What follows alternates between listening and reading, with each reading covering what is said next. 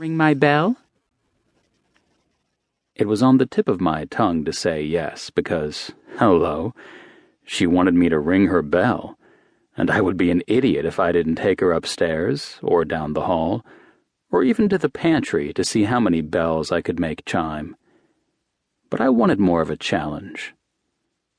Maybe it was the computer genius in me that needed a complicated formula, or something that would at least pose more difficulty than opening my mouth and asking if she wanted to be on top, bottom, or a mixture of both. "Ian," I elbowed him, "why don't you go take these lovely young ladies for a drink while I grab something out of the car?"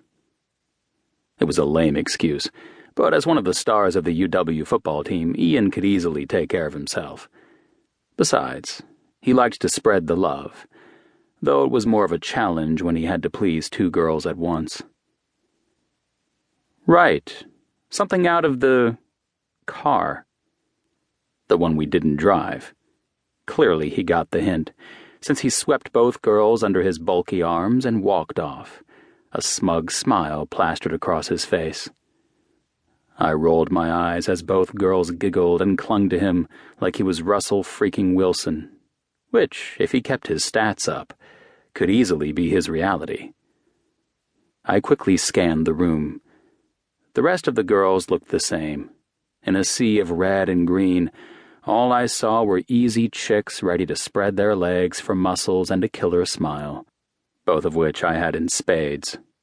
They didn't nickname me Lex Luthor because I was a button-down wearing gentleman who said please and thank you in the bedroom. I was the villain, the dark side, the dirty. The bad boy the girl brought home to piss off her father, though the joke was almost always on the girl, considering I was a Mensa member. I just didn't look it. To most girls, I was the dark, brooding, motorcycle-driving loser just waiting to flunk out of college. Little did they know, I had more brain cells in my pinky finger, more money in my bank account than they could possibly imagine, or add using all 10 fingers.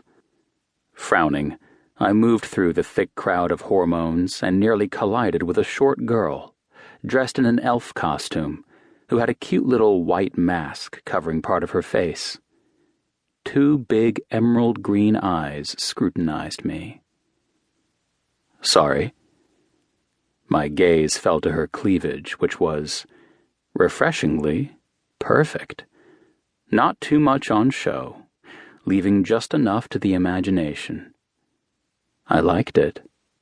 Plus, she smelled like peppermint. And I was a damn sucker for mint. Or maybe it was just tits. I licked my lips as her green eyes blinked up at me, with a mix of shock and then confusion, as though she wasn't sure if I was friend or foe. I was both. A little bit of both, anyway. But for tonight, I'd be the best friend she ever had. Her pink tongue snuck out, wetting her lips, and my cock twitched with envy.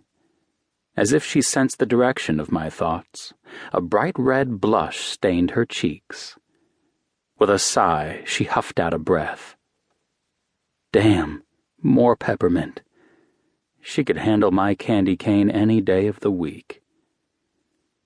There was something oddly familiar about her, though, like we'd met before. But that was the oldest line in the book. And the truth? Had we met before, I'd still be buried balls deep in her. She was gorgeous. "Lex." I held out my hand, immediately breaking one of my playbook rules. A dude should never offer his hand first. It seemed too polite, and girls immediately assumed you were in the market for a relationship.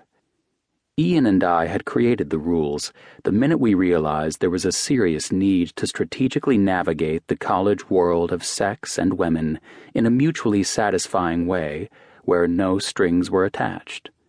I never approached, I never offered my name, and I sure as hell didn't shake a girl's hand when I could be flicking her nipple with my tongue.